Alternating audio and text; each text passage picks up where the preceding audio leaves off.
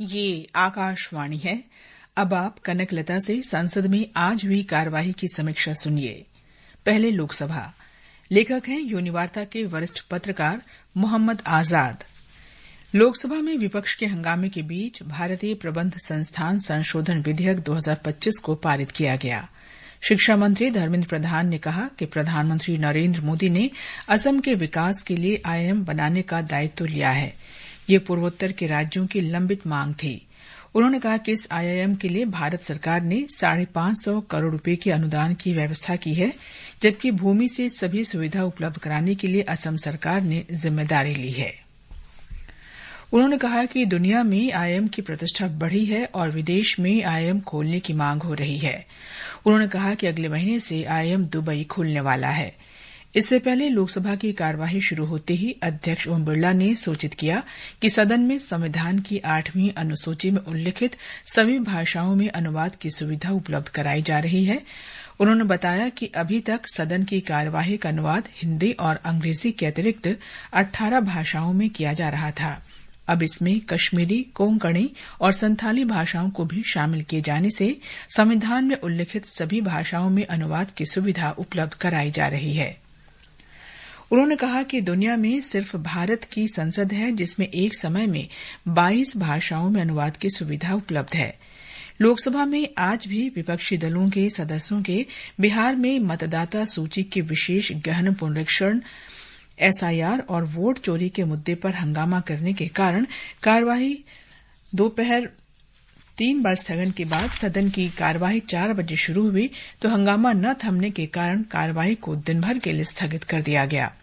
भाजपा सांसद निशिकांत दुबे ने अंतर्राष्ट्रीय अंतरिक्ष स्टेशन पर भारत के पहले अंतरिक्ष यात्री 2047 तक विकसित भारत के संकल्प के लिए अंतरिक्ष कार्यक्रम की महत्वपूर्ण भूमिका पर कल शुरू हुई विशेष चर्चा को आगे बढ़ाते हुए कहा कि कांग्रेस ने कभी वैज्ञानिकों का सम्मान नहीं किया, इसलिए वो चर्चा से भाग रही है और इस विषय पर चर्चा नहीं चाहती है। उन्होंने कांग्रेस पर देश के अंतरिक्ष अनुसंधान केंद्र इसरो को बर्बाद करने का आरोप लगाया। उन्होंने पूर्व प्रधानमंत्री पंडित जवाहरलाल नेहरू पर भी आरोप लगाया कि उन्होंने देश के पानी को बांटा है। इससे पहले दिन में 11 बजे लोकसभा अध्यक्ष ओम बिरला के सदन की कार्यवाही शुरू करवाते ही विपक्षी दलों के सदस्य हंगामा करने लगे, जिस कारण कार्यवाही दोपहर 12 बजे तक के लिए स्थगित कर दी गई।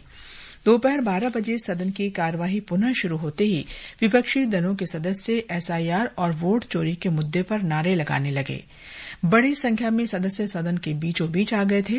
पीठासीन अधिकारी कृष्ण प्रसाद तेनेट्टे ने शोरगुल के बीच ही विधायी दस्तावेज पटल पर रखवाए।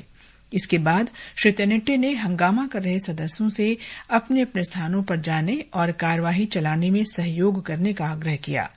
श्री तेनेट्टे की अपील का हंगामा कर रहे सदस्यों पर कोई असर नहीं पड़ा। इस पर पीठासीन अधिकारी ने कार्यवाही दोपहर 2 बजे तक के लिए स्थगित कर दी। जब सभा की कार्यवाही दोपहर 2 बजे शुरू हुई तब हंगामे के बीच ही भाजपा सांसद निशिकांत दुबे ने अंतरिक्ष यात्री शुभांशु शुक्ला की सफलता पर विशेष चर्चा को आगे बढ़ाया और हंगामा बढ़ने पर सदन की कार्यवाही 4 बजे तक के लिए स्थगित कर दी।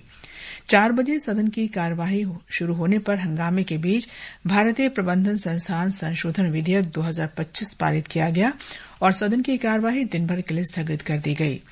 गृह राज्य मंत्री नित्यानंद राय ने एक पूरक प्रश्न का जवाब देते हुए कहा कि केंद्र सरकार सभी भाषाओं के संरक्षण और संवर्धन के लिए प्रतिबद्ध है। केंद्रीय सहकारिता मंत्री अमित शाह ने लोकसभा में लिखित जवाब में कहा कि राष्ट्रीय सहकारी डेटाबेस पोर्टल के अनुसार गुजरात में 15,740 डेयरी सहकारी समितियां कार्यशील हैं। गुजरात में एक सुविकसित डेयरी सहकारी नेटवर्क है, जिसका नेतृत्व गुजरात सहकारी दुग्ध विपणन संघ लिमिटेड अमूल करता है, जिसमें 18 जिला संघ और 36 लाख से अधिक सदस्य शामिल हैं। उन्होंने कहा कि पिछले 7 वर्ष में राष्ट्रीय डेयरी विकास कार्यक्रम एनपीडीडी के तहत गुजरात को 515 करोड़ के कुल परियोजना पर व्यय के साथ 315 करोड़ की अनुदान सहायता प्राप्त हुई है।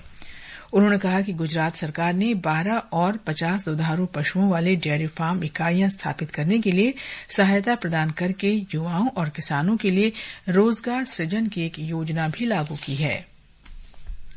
कृषि एवं किसान कल्याण राज्य मंत्री रामनाथ ठाकुर ने कहा कि पिछले 10 वर्ष के दौरान भारत में कपास का औसत आयात लगभग 20 लाख गांठ रहा है, जो देश के औसत कपास उत्पादन का लगभग 6% है।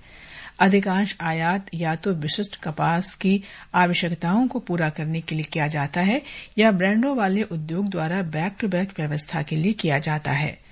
उन्होंने कहा कि कपास सीजन 2024-25 में घरेलू खपत उत्पादन से अधिक हो गई, जो आयात में वृद्धि और भारत से कपास के कम निर्यात के कारणों में से एक है। उन्होंने ये भी कहा कि मंत्रालय के पास ऐसा कोई ठोस आंकड़ा उपलब्ध नहीं है जो ये दर्शाता हो कि बीटी कपास को अपनाने से देश की आयातित कपास पर निर्भरता बढ़ी है। श्री रामनाथ ठाकुर ने एक अन्य प्रश्न के उत्तर में कहा कि सरकार की मूल्य नीति का उद्देश्य किसानों को उनकी उपज का न्यूनतम समर्थन मूल्य दिलवाकर उन्हें लाभकारी मूल्य की प्राप्ति सुनिश्चित करना है।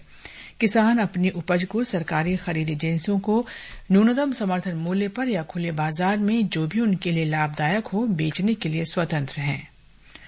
केंद्रीय मत्स्य, पशुपालन और डेयरी राज्य मंत्री जॉर्ज कुरियन ने कहा कि सरकार ने मछुआरों के कल्याण और नीली क्रांति लाने के लिए 2020-21 से एक प्रमुख योजना प्रधानमंत्री मत्स्य संपदा योजना चला रही है। इसके अंतर्गत मृत्यु या स्थायी पूर्ण शारीरिक अक्षमता पर 5 लाख रुपए, स्थायी आंशिक शारीरिक अक्षमता पर 2.5 लाख रुपए और आकस्मिक अस्पताल में भर्ती होने पर 25,000 रुपए का समूह दुर्घटना बीमा कवरेज समेत अन्य सहायता दी जाती है। ग्रामीण विकास राज्य मंत्री डॉक्टर चंद्रशेखर पेम्मासानी ने कहा कि दीनदयाल अंत्योदय योजना राष्ट्रीय ग्रामीण आजीविका मिशन की शुरूआत से लेकर अब तक बैंकों द्वारा महिला स्वयं सहायता समूहों को वितरित किए गए ऋण राशि लगभग 11,10,946 करोड़ रुपए है। ग्रामीण गरीबों के लिए ऋण तक पहुंच को सुगम बनाने के लिए सरकार द्वारा कई कदम उठाए गए हैं। अब सुनिए राज्यसभा में हुई कार्यवाही की समीक्षा। लेखक हैं पीटीआई भाषा के माधव चतुर्वेदी। राज्यसभा में आज भी मतदाता सूची के विशेष गहन पुनरीक्षण एसआईआर के मुद्दे पर विपक्षी सदस्यों के हंगामे और नारेबाजी के बीच दोपहर 2 बजे तक सदन की कार्यवाही बाधित रही। हालांकि दोपहर 2 बजे के बाद सदन में खनिज क्षेत्र से जुड़े एक महत्वपूर्ण विधेयक को चर्चा के बाद ध्वनिमत से पारित कर दिया गया। सदन में खान और खनिज विकास एवं विनियमन संशोधन विधेयक 2025 पर चर्चा और पारित किए जाने के दौरान कांग्रेस सहित कई विपक्षी दलों के सदस्य सदन में उपस्थित नहीं थे। उन्होंने एसआईआर के मुद्दे पर चर्चा की अनुमति न मिलने के विरोध में सदन से वॉकआउट कर दिया था। इससे पहले सदन की बैठक दिन में 11 बजे शुरू होने पर उपसभापति हरिवंश ने बताया कि उन्हें सदन का नियत कामकाज स्थगित कर 4 विषयों पर चर्चा कराने के लिए नियम 267 के तहत 20 नोटिस मिले हैं। उन्होंने बताया कि इनमें से कोई भी नोटिस नियमों के अनुसार उपयुक्त नहीं पाया गया, अतः उन्हें अस्वीकार कर दिया गया। विपक्षी सदस्यों ने नोटिस खारिज किए जाने पर कड़ा विरोध जताया और हंगामा करने लगे। कुछ सदस्य अपने स्थानों से उठकर आगे भी आ गए। हंगामा थमते न देख उपसभापति ने 11:08 पर बैठक को दोपहर 2 बजे तक के लिए स्थगित कर दिया। दोपहर 2 बजे बैठक फिर शुरू हुई तो भाजपा के डॉक्टर राधा मोहन दास अग्रवाल ने व्यवस्था का प्रश्न उठाते हुए पिछले कुछ दिनों से नेता प्रतिपक्ष मल्लिकार्जुन खड़गे द्वारा दिए जा रहे बयानों की ओर ध्यान दिलाया। उन्होंने कहा कि पिछले कुछ दिनों से खड़गे को आसन की ओर से विधेयक पर बोलने का अवसर दिया जाता है, किंतु ये विधेयक पर बोलने की बजाय मतदाता सूची के गहन पुनरीक्षण एसआईआर पर बोलना शुरू कर देते हैं। श्री अग्रवाल ने कहा कि एसआईआर पर बोले अंश को आसन सदन की कार्यवाही से निकाल देता है। उन्होंने कहा कि किंतु ये देखने में आता है कि वक्तव्य के जिस हिस्से को सदन की कार्यवाही से निकाल दिया गया है उसे सोशल मीडिया पर दिखाया जा रहा है। उन्होंने आसन से अनुरोध किया कि ऐसे वक्तव्य को जो भी सोशल मीडिया या चैनल दिखाता है उसे सदन के विशेषाधिकार के हनन के आरोप में उच्च सदन में तलब किया जाना चाहिए। पीठासीन अध्यक्ष घनश्याम तिवारी ने इस व्यवस्था के प्रश्न का जवाब देते हुए कहा कि आसन की कार्यवाही से निकाले गए अंश को मीडिया में नहीं दिखाया जाना चाहिए। इससे पहले उच्च सदन में जब खान एवं खनिज विकास एवं विनियमन संशोधन विधेयक 2025 पर चर्चा शुरू हुई तो श्री तिवाड़ी ने नेता प्रतिपक्ष खरगे को बोलने की अनुमति दी। श्री खरगे ने एसआईआर से जुड़ा मुद्दा फिर उठाया, जिसे आसन ने सदन की कार्यवाही में शामिल न करने का निर्देश दिया। इसके बाद कांग्रेस और कई अन्य दलों के सदस्य विरोध जताते हुए सदन से वॉकआउट कर गए और विधेयक पर चर्चा सामान्य ढंग से शुरू हो गई। चर्चा में भाग लेते हुए भाजपा के भीम सिंह ने कहा कि पूर्ववर्ती यूपीए सरकार के शासनकाल में 1,86,000 करोड़ रुपए का कोयला घोटाला हुआ था और कोयला खदानों का मनमाना आवंटन होता था। उन्होंने कहा कि मोदी सरकार ने इस पर रोक लगाई और कोयला खदानों का आवंटन नीलामी के माध्यम से शुरू किया गया। वीएसआरसीपी के अयोध्या रामी रेड्डी आला ने कहा कि इस विधेयक में आदिवासियों की सुरक्षा के लिए कुछ नहीं कहा गया है। उन्होंने मांग की कि कामगारों का शोषण करने के लिए कदम उठाए जाने चाहिए। बीजू जनता दल के मानस रंजन मंगराज ने कहा कि ओडिशा खनिजों के मामले में बेहद समृद्ध राज्य है। उन्होंने कहा कि कोयला के राजस्व में राज्य की हिस्सेदारी बढ़ाने की बीजू जनता दल की मांग पुरानी है, लेकिन अब तक कुछ नहीं हुआ। अन्ना द्रमुक के एम तम्बीदुरई ने राज्यों के लिए खनिजों की रॉयल्टी बढ़ाने की मांग की। उन्होंने कहा कि अवैध रेत खनन पर रोक लगाना एक बड़ी चुनौती है। भाजपा के आदित्य प्रसाद ने कहा कि झारखंड राज्य में खनिज संपदा की कमी नहीं है, लेकिन वहां कोयला और कीमती पत्थरों का अवैध खनन जारी है, जिससे राज्य को खासा नुकसान हो रहा है। शिवसेना के मिलिंद मुरली देवड़ा ने कहा कि यह विधेयक भारत को खनिज के क्षेत्र में आत्मनिर्भर बनाने में मददगार होगा। एनसीपी के सदस्य प्रफुल्ल पटेल ने कहा कि महत्वपूर्ण खनिजों के कारण ही अमेरिका ने चीन पर भारी सीमा शुल्क टैरिफ नहीं लगाया।